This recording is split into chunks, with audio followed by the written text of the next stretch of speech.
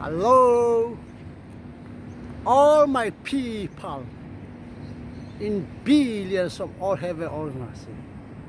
I'm Pastor Dr. Joel preaching you through Merry Christmas. According to Matthew chapter 1 verse 21, she shall bring for a son,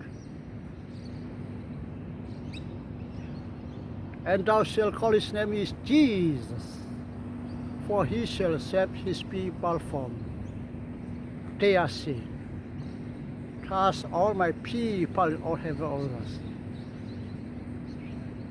Please come, our Lord Jesus Christ, and get his salvation and prove his salvation.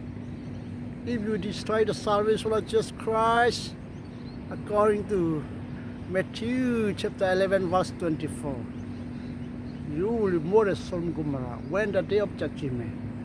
The day of judgment is John chapter 3 verse 18.